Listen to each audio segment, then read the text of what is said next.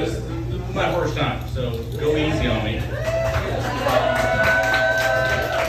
So I was asked if, all my friends were asking if I was nervous.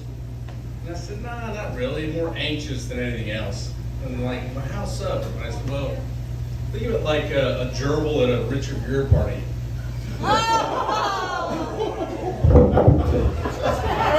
However, so yeah, you kind of know something's going down, but you don't know how it's going to go. So that's how I put it. But I'm okay with it because I'm an adult educator, and what that means is I teach adults. I teach do executive education and corporate training, that kind of stuff. So I'm up in front of people a lot of times. So it's nothing new to me except for the.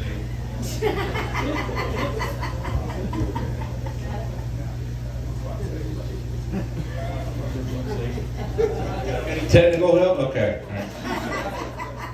All right. So is that it? So it. Is there an actually here Yeah. So I can do that. All right, testing. I assure you that he is definitely a professional. So Obviously. All right. I'll go away from the microphone.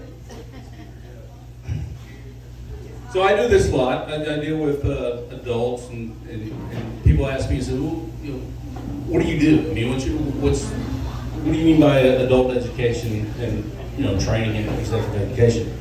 I basically, my role, how I answer that is I teach executives not to be assholes.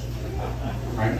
What's the irony of the whole thing is that I'm the asshole teaching the assholes not to be assholes. But one thing I found in the last couple of years has been really a struggle. It's been a challenge for me is this whole genderism stuff. And the letters, the by the way, I just found this out the other day. LGBTQIA2S. Does anybody know what 2S is? Elemental D. Does anybody know what 2S is? Two spirits.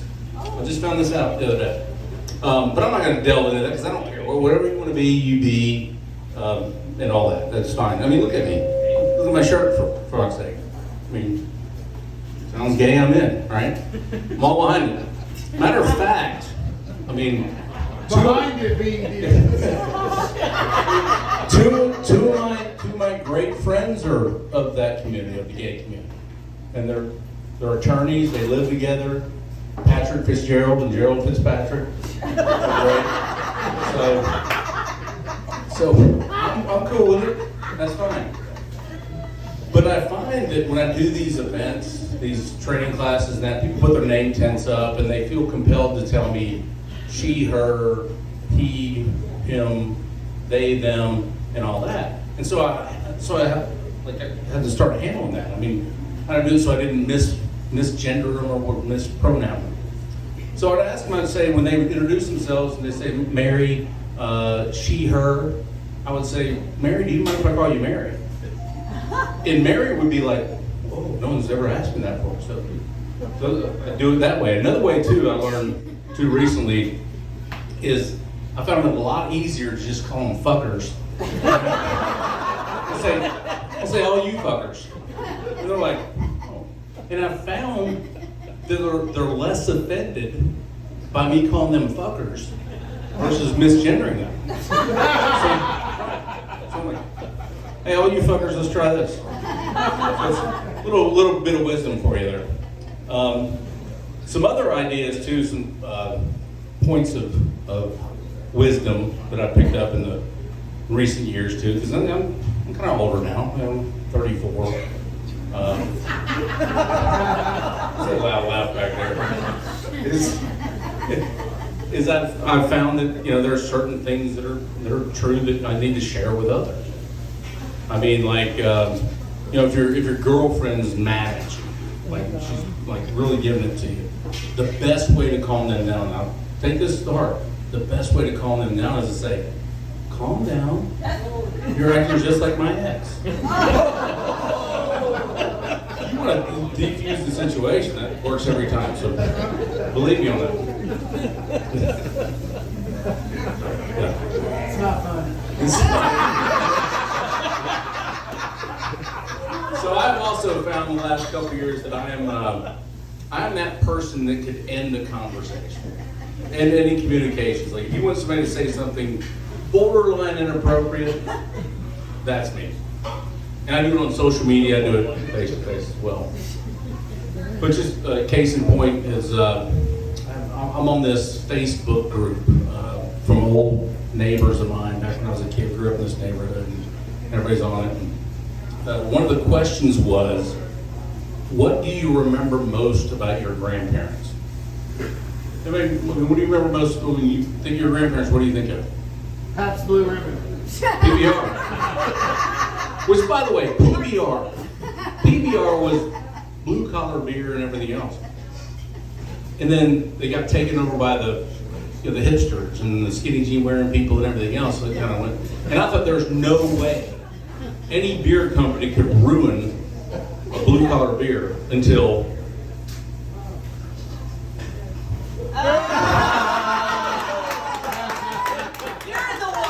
You're the one drinking it. sounds good. I'm in. So you thought of PBR. Anybody else think like the grandparents? Like mothballs. Perfect. Okay. So that was the exact one. So me lurking in the bushes there in social media, waiting for somebody to say something so I could put my inappropriate comment was, somebody said, the smell of mothballs. And my comment was, how'd you get his legs open? Crickets. Nobody responded to anything else after that. None. So I have an affinity for doing that. I also do it in social settings where it's not social media. I mean, I got a group of friends over here that when I go to a party, some of the neighborhood, I'll go to the restroom, I come out, and I find the host or hostess, and I say, hey, do you guys have a plunger or anything? And they're getting tired of it. So I've got a new one I'm going to use. So I'm going to start coming out and say, hey, is anybody here a marine biologist?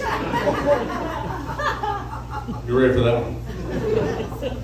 one? Some other things, some other words of wisdom. Somebody, you mentioned, was it, which dating site were you talking about? Tinder. That's one where it's just like hookups, right? Yeah. Not that I know anything about it. But shouldn't there be like a Yelp for dating sites? Is there one? Yeah. Like you have Yelp for restaurants and Yelp for retailers, but you don't have it for dating sites? Is this uncomfortable for someone? But I'll tell you this, I'm not on the dating sites, don't worry.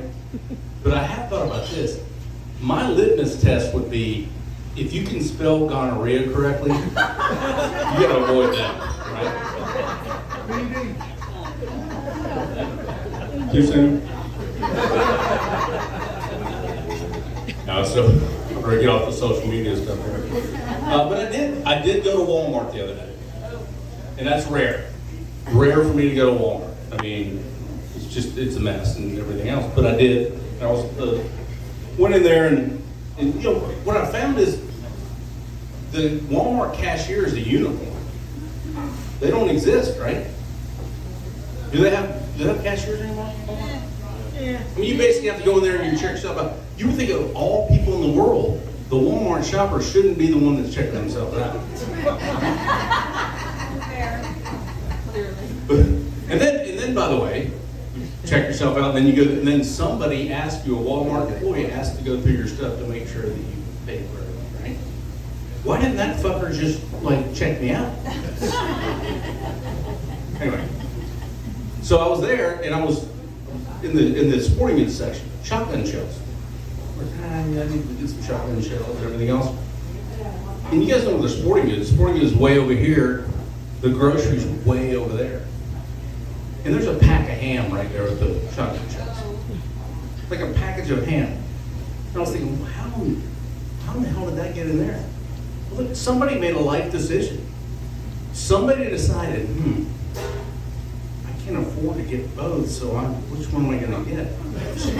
So they probably decided that, you know what, I can get the shotgun shells and kill my own pig. I don't have to buy any ham. But that's pretty much Walmart, right? Now, I did notice this on the way out, when I was walking out, and I kid you not, I'm not making this up, this is the weekend before Father's Day, or the week before Father's Day. And there was a Father's Day cars in a 5-pack. I don't know who needs to know that, but why is there a 5-pack of Father's Day cars? Who has 5 days? Well, speaking of fathers, I saw this obituary the other day, and I'm going to read it to you. And it's a true story. You don't mind. The gentleman's name was James Lovelace, and it's going to make sense here in a minute. Born and raised in Kentucky in 1963, a state that has been recently leaning towards some more liberal values, we might add. Jamie, a divorcee, father, grandfather, and proud owner of a few lots in the trailer park, had enough and up and died on us June 14th in order to avoid another presidential stolen election mishap in the near future. It's true, this is a real... As a gluttonous eater of fried foods and snack cakes, as well as an occasional chili cheese dog, James tried in vain to give up the ghost by clogging his arteries and having a stroke in 2015. His twin boys, Rocky and Rodney, had other plans and made him go to the hospital. While waiting in the ER at the hospital, he was heard saying, "Let's make a break for it," only to be heard by one of the hospital staff and forced to go through the procedure. He wasn't too excited about the prospect, but went anyway. On many occasions in life, James was seen in his backyard at the trailer park during the early hours of the morning, hammering beers, standing over country-style ribs, and yelling, "It's got a head like a cat on it," while nearby neighbors would peek out their windows in looks of disgust and amazement as his party guests were slurring remarks about needing to speed up his cooking style. "We've been here since 5 o'clock, they would say. "I've got to work in the morning." We don't know if he was married, but he definitely was a ladies' man. There was Kathy, Mary Lou, Tammy, Deborah, Carrie, Tina. "It's in the bones," he would say, and he'd point to his skinny white legs. He loved his boys more than anything in the world, except ice cold Bush, room temperature Bush. That's the beer.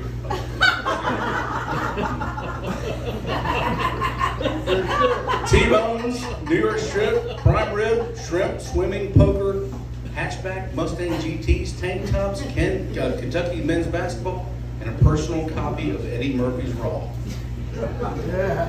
He leaves his second favorite son, Rocky, of Arizona City, Arizona, his favorite son, Rodney, a younger brother, Joey, and an unofficial daughter, Melissa Vance, of the trailer park, as well as a pair of old boxers which have Budweiser, the king of rears, printed on the design.